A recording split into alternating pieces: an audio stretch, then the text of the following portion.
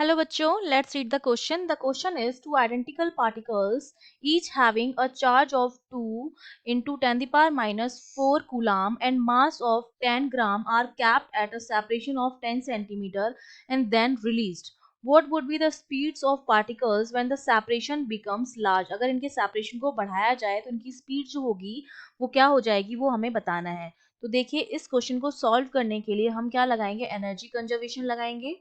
ठीक है, इस क्वेश्चन को सॉल्व करने के लिए हम लगाएंगे एनर्जी कंजर्वेशन, क्योंकि हम जानते हैं कि किसी भी सिस्टम की जो टोटल एनर्जी जो होती है वो हमेशा कंजर्व रहती है, और टोटल जो एनर्जी होती है वो होती है sum of potential energy plus kinetic energy. इसका मतलब मैं लिख सकती हूँ एनर्जी कंजर्वेशन में कि पोटेंशियल एनर्जी में जो चेंज होगा वो काइनेटिक एनर्जी में चेंज के बराबर होगा. अगर एक एनर्जी इंक्रीज होगी तो दूसरी डिक्रीज हो जाएगी एंड वाइस वर्सा. अगर ये डिक्रीज होगी तो ये क्या हो जाएगी, इंक्रीज हो जाएगी. लेकिन दोनों का जो सम है वो क्या रहेगा, कंजर्व रहेगा. टोटल एनर्जी हमारी कंजर्व रहेगी. तो अब देखिए हमें सिचुएशन क्या दे रखी है, हमारे पास दो चार्जेस हैं, एक चार्ज यहाँ पर है, एक चार्ज यहाँ पर है. दोनों की वैल्यू जो है सेम है. ये भी 2 इंटू 10⁻⁻4 कूलाम का चार्ज है और ये भी 2 इंटू 10⁻⁻4 कूलाम का चार्ज है. तो इनके सेपरेशन को अगर बढ़ाया जाता है मतलब इनको एक दूसरे से दूर ले जाया जा रहा है इस तरह से.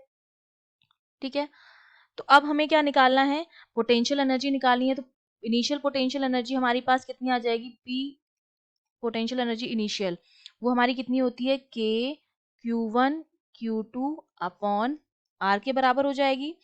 अब जब इसको सेपरेशन को बढ़ाते जा रहे हैं तो इनफाइनाइट पर हमारी पोटेंशियल एनर्जी जो होगी वो तो जीरो हो जाएगी. तो फाइनल वाली जो पोटेंशियल एनर्जी हमारी आएगी वो तो हमारी जीरो आएगी. इनिशियल वाली हम कैलकुलेट कर लेंगे, जो हमारी कितनी आएगी, के Q1 Q2 upon are square. Q1 Q2 दोनों सेम है, तो पोटेंशियल एनर्जी जो आ गई है मेरे पास वो आ जाएगी के क्यू स्क्वायर अपॉन आर. और अगर मैं काइनेटिक एनर्जी की बात करूंगी तो काइनेटिक एनर्जी एक पार्टिकल की काइनेटिक एनर्जी होती है half M V square.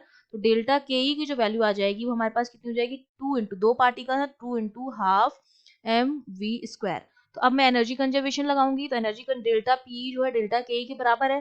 Final वाली जीरो है तो यहाँ पर डेल्टा पी की वैल्यू आ जाएगी के क्यू स्क्वायर अपॉन आर, और डेल्टा के ई की वैल्यू हो जाएगी एम वी स्क्वायर, क्योंकि यहाँ से 2 से 2 कैंसिल हो गया. तो ये तो मेरा हो गया डेल्टा पीई, क्योंकि फाइनल वाली जीरो है तो इनिशियल वाली ही हो जाएगी, और ये हो जाएगा डेल्टा के ई की वैल्यू. अब हमें क्या करना है, सिर्फ सिंपली वैल्यूज पुट करनी है. ठीक है, तो ये देखिए v की वैल्यू यहाँ से कितनी आ जाएगी, v जो मेरा हो जाएगा वो आ जाएगा under root of K Q square upon R M. सबकी वैल्यूज हमें गिवन है, सबकी वैल्यूज पुट कर देते हैं. के की वैल्यू होती है 9 इंटू 10⁻9, क्यू की वैल्यू हमको गिवन है 2 इंटू 10⁻⁻4 इसका स्क्वायर अपॉन आर जो कि डिस्टेंस है 10 सेंटीमीटर, तो 10 इंटू 10⁻⁻2 इंटू मास जो है वो गिवन है 10 ग्राम.